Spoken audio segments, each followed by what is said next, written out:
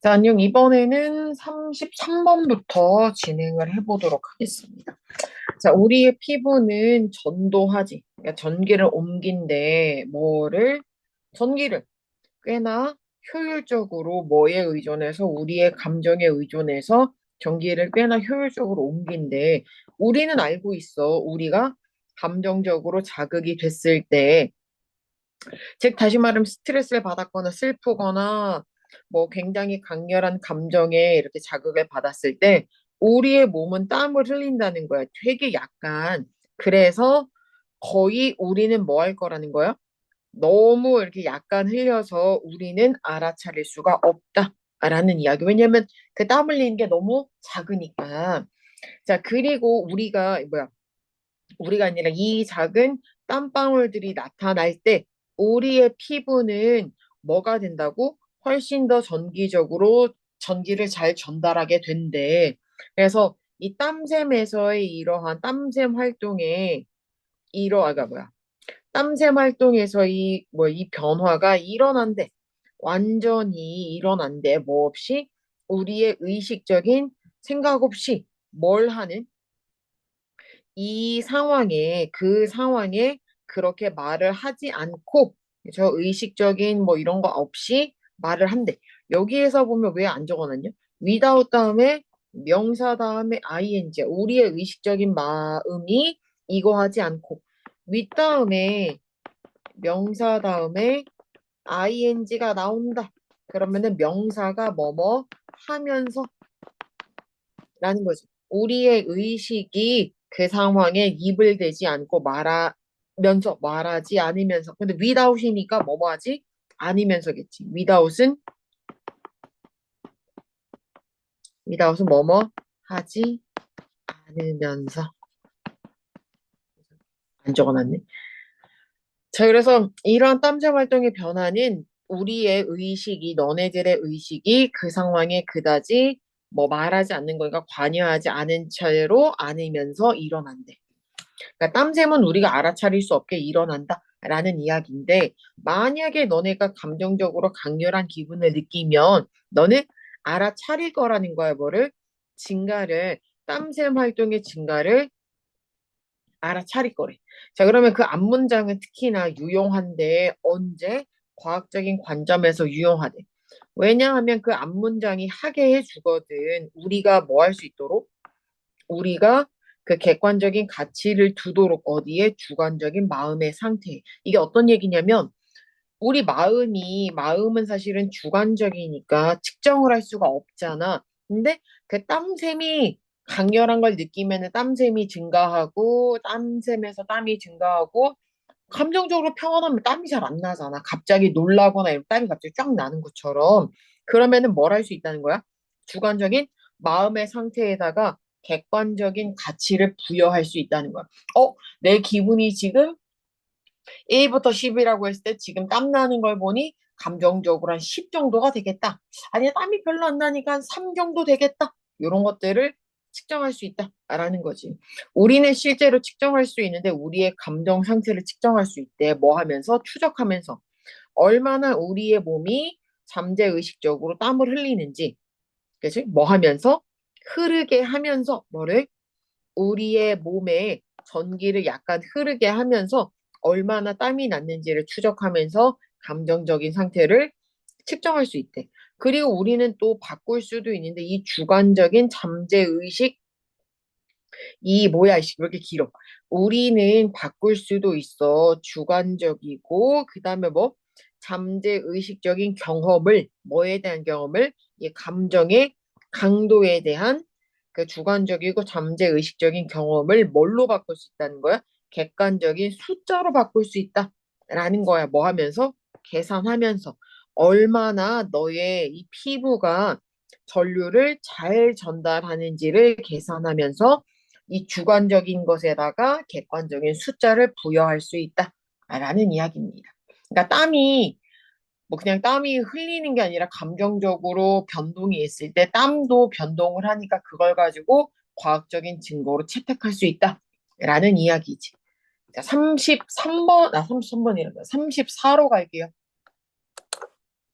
34번을 보면 이제 식물도 의사소통할 수 있어. 비록 우리가 그 의사소통하는 거랑 같은 방법은 아니지만 식물들도 의사소통을 할 수 있대.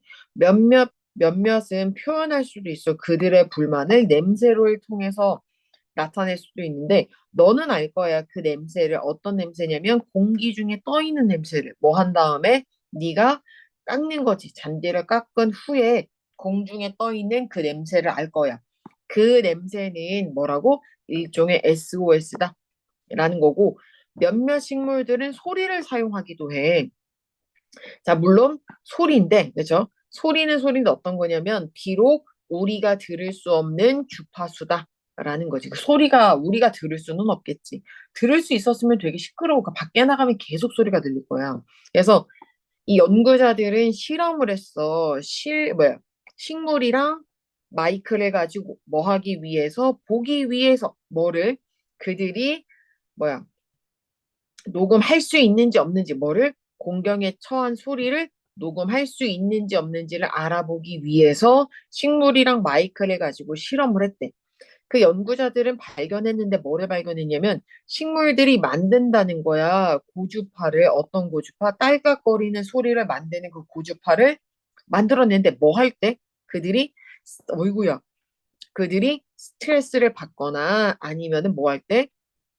스트레스 받을 때, 그리고 나서 만든데 다른 스트레스 요인에 대해서, 그러니까 스트레스를 받을 때 소리를 내는데 그 스트레스 요인마다 다른 소리를 만들어낸다라는 것도 그 연구자들이 안 거지. 그러니까 뭐 어떤 상황에서는 딸깍거리고 어떤 데에서는 뭐 찍찍거리고 뭐 여러 다른 소리들을 낸대. 자, 그래서 이 식물이 만드는 소리인데 어떤 소리냐? 언제 만드냐면 그 식물이 물을 받지 못할 때, 물이 공급되지 못할 때 식물이 내는 소리는 다르대. 뭐랑 다르냐면 그 이파리가 잘릴 때 그 식물이 만들어내는 소리와는 다르대. 그래서 물이 없을 때도 스트레스고 이파리가 잘릴 때도 스트레스인데 그 소리가 다르다라는 거야. 하지만 가치가 있어. 대절에 주목할 가치가 있는데 이 전문가들이 뭐라고? 생각하지 않는데 뭐를? 식물이 울부짖지 않는 거지. 고통 속에서 울부짖는다라고 생각하지 않는다는 점은 주목할 가치가 있지. 왜냐면 가능성이 있는데 이러한 반응들은 그냥 자동적인 생존 행위일 가능성인 거고 그 소리를 가지고 아 식물이 아파서 온다라고 생각하지는 않는 거야. 고통에 해가지고 이제 아프구나라고 생각하지는 않는 거지. 그냥 자동적인 행위 반응. 우리가 놀랄 때 엄마를 외치는 거랑 그냥 똑같은 거야. 그냥 나오는 거야. 그래서 이 생물들은 살아있는 유기체고 그들의 주요한 목표는 당연히 생존하는 것이지. 그래서 냄새와 소리는 그들의 도구야. 뭘 하는 도구냐면 그 방어하는 도구야. 뭐에 대해서? 어떤 것에 대해서? 그들을 그들에게 해를 끼칠지도 모르는 무언가에 맞서서 지키기 위한 그들의 도구다. 라는 이야기입니다. 그래서 그러니까 이 식물들도 의사소통을 하는데 냄새와 소리를 할 수 있고 그거는 생존과 관련되어 있다라는 이야기입니다. 자, 35로 갈게. 자, 한번 볼게요. 35번. 우리가 등장인물이라는 거는 악당이거나 영웅이거나 둘 중에 한 명이 둘 다 악당일 수도 요즘에는 뭐 다양하니까. 그래도 일단 보면 자, 무슨 의미냐? 뭐가 이 등장인물이 악당과 대조되는 이 영웅이라는 것이 무슨 의미냐? 뭐와 대조되는 악당과 대조되는 영웅이라는 건 이 등장인물에게 어떤 의미냐라는 거지. 그래서 이 예술적이고 오락적인 묘사에서 필수적이래. 작가에게 필수적이래. 뭐가 필수적이냐면 만드는 거야. 긍정적인 관계를 누구랑 이 주인공과 이 관객 사이에 긍정적인 관계를 만들어내는 건 작가에게 굉장히 필수적인 일이야. 그래서 끌어내기 위해서 누구한테 이 비극이나 불행이 끌어내기 위해서 뭐를 감정적인 반응을 누구한테 독자들에게서 이 감정적인 반응을 끌어내기 위해서 이 등장인물은 조정돼야 돼. 뭐 하기 위해서 인식할 수 있는 걸로써 그들의 친구나 적으로서 인식할 수 있는 것이 되기 위해서 조정돼야 된다. 그러니까 어물쩡하게 친구였다가 적이었다가 하면 안 되고 친구면 친구, 적이면 적. 이렇게 둘 중 하나로 인식이 될 수 있도록 조정돼야 된다. 라는 이야기야. 그리고 또 등장인물들은 되게 많으니까 주인공을 이야기하는 게 아니라 등장인물이야. 등장인물은 되게 많을 수도 있잖아. 그래서 이 묘사가 허구적이거나 사실적이든지 간에 우리는 느낀다는 거야. 뭐를? 주인공은 어떤 사람이라고. 그 주인공의 행동이 우리를 이롭게 하거나 아니면은 주인공이 어떻거나 가치 있는 동료거나 아니면 협력자이거나 아니면 우드비니까 이제 그렇게 될 존재라고 우리가 느껴야 된다라는 거지. 그래서 이 폭력적인 이 액션 영화에서는 가득 차 있어. 뭘로? 많은 부수적인 죽음이야. 누구? 비중이 적은 등장인물들의 부수적인 죽음으로 가득 차 있어. 그 비중이 적은 등장인물은 어떤 애들이냐 하면 끌어내는데 거의 없는 반응을 끌어내는 거이 독자들에게. 그냥 지나가는 행인 하나가 죽었다고 해서 우리가 막 엄청나게 뭐 반응을 끌어내나? 아니, 주인공이 죽는 거에 비하면 아무것도 아니니까. 그래서 이 강한 감정을 느끼게 하기 위해서 이 관객들은 감정적으로 깊이 관여가 돼야 돼. 등장인물에게. 뭘로써? 동맹이가 뭐야, 협력자거나 적들 중에 하나로서 등장인물이 깊이 관여돼야 돼. 그러니까 나쁜 놈이 죽으면 우리는 엄청난 후련함을 느낄 거고 주인공 우리가 동맹자라고 생각했던 그 등장인물이 죽으면 슬프겠지. 이런 감정들이 되게 강한 감정을 느끼려면 그 등장인물이 적이거나 아니면 동맹이거나 둘 중에 하나를 선택해야 돼. 아무것도 아닌 사람들은 비중이 없는 사람들은 죽어도 우리의 감정을 이끌 수가 없기 때문이다. 라는 겁니다. 자, 36번으로 갑니다. 이 36번이 내용이 되게 복잡하기 때문에 잘 봐야 돼요. 자, 그래서 보면 가정을 해보제. 적어도 몇몇 동물은 할 수 있는 거야 뭐를 생각하는 걸 뭐에도 불구하고 언어가 부족한 거에도 불구하고 생각할 수 있다라고 가정을 해보제. 그러니까 다시 말하면 일부 동물들은 언어가 부족하니까 생각을 못해. 원래는 그래. 그러니까 우리가 일반적으로 아는 사실은 동물들은 언어가 많지 않잖아. 그러니까 생각을 못하지. 근데 그렇게 일반적인 생각이 아니라 지금은 그러니까 언어가 부족해도 생각을 할 수 있다고 가정을 해보는 거야. 반대 상황을 한번 가정을 해보자라는 거야. 그러면 이것은 앞문장은 반드시 의미하는 게 아니야. 이 동물들이 개념을 가지고 있다고. 왜냐하면 몇몇 생각의 형태들은 비개념적이기 때문이야. 그러니까 우리가 그러니까 생각의 여러 가지 종류가 있는데 몇 개는 개념적이지. 딱 하면 딱 보이는 게 있지. 그러니까 명사로 따지면은 소금, 설탕 이런 것들은 다 알고 있잖아. 근데 사랑, 평화, 뭐 행복 이런 것들은 어때? 개념이 있나요, 없나요? 뜻은 있지만 눈에 보이지 않는 것들이잖아. 이런 것처럼 생각에도 어떤 형태는 개념적인 것도 있지만 어떤 것들은 딱히 개념이 존재하지 않는 존재들도 있다라는 이야기야. 그래서 상상을 해보면 예를 들어서 상상을 해보면 다람쥐는 어떤 다람쥐냐면 계획하고 있는 다람쥐야. 어떤 거? 계시니까 그 가지로 가는 거지. 그 다람쥐가 현재 서 있는 가지로부터 다른 곳으로 가는 거야. 어디로? 그 나무의 앞쪽에 있는 가지로 어떻게 갈 것인지를 계획하는 다람쥐를 한번 상상을 해보자. 그러니까 지금 존재하고 있는 가지에서, 그쵸, 가지에서 그 나무 앞쪽에 있는 가지로 어떻게 이동할지 계획하고 있는 다람쥐를 생각해 보자라는 거지. 이것을 하기 위해서 이때 이것은 뭐야? 지금 있는 곳에서 앞쪽에 있는 가지로 가기 위해서는 원칙적으로는 그 다람쥐는 필요가 없어. 가지에 대한 개념이 필요한 것도 아니고 나무에 대한 개념이 필요한 건 아니야. 자, 이게 어떤 얘기냐면 그 다람쥐가 그 가지를 이렇게 왔다 갔다 해야 되고 여기서 저기서 이 나무로 저 나무로 뛰어야 될 거 아니야. 그렇다고 해서 이 다람쥐가 나무라는 개념을 알아야만 할까? 나뭇가지라는 개념을 알아야 될까? 그건 아니라는 거야. 이해하지? 이 나무가 뭐 옛날부터 해가지고 나무에는 뭐 뿌리, 줄기, 뭐 가지가 있고 열매가 있고 이딴 것들을 이런 개념을 알 필요가 없다는 이야기지. 그죠?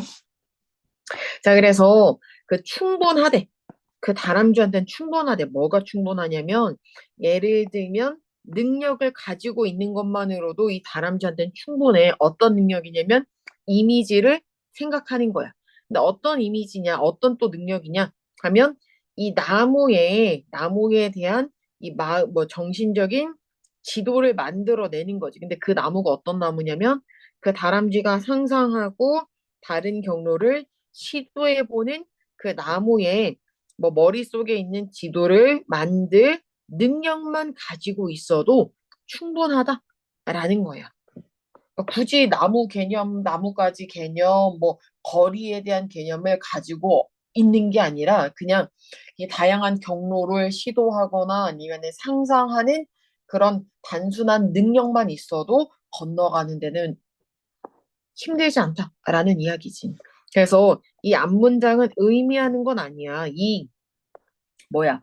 이 다람쥐가 개념이 부족한 게 아니라 단지 뭐인 거야? 이 다람쥐들이 필요가 없는 거야. 개념이 뭐를 위해서? 구체적인 생각의 형태를 위해서 이 개념이 필요 없다는 거야. 그러니까 우리는 말할 수가 있겠지 뭐라고 이 동물들은 이 개념을 가지고 있다라고 말하기 위해서는 우리는 보여줘야 돼.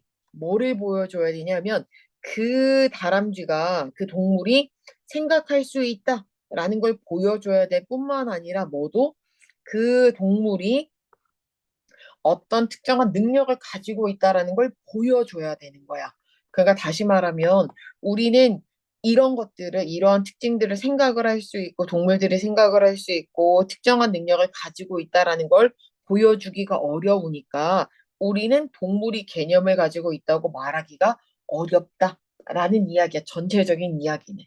그러니까 이 처음부터 말하면 이 동물들이 언어가 부족해도 위에서 보면 동물들이 언어가 부족해도 생각할 수 있다라고 가정을 하려면 그거에 맞는 예시들을 보여줘야 되는데 그게 힘들기 때문에 우리는 동물이 개념을 가지고 생각을 한다라고 이야기하기가 어렵다라는 이야기를 이렇게 구구절절 어렵게 쓰고 있다라는 이야기입니다. 자, 그러면 여기까지 하고 다음 영상에서 37번부터 갈게요.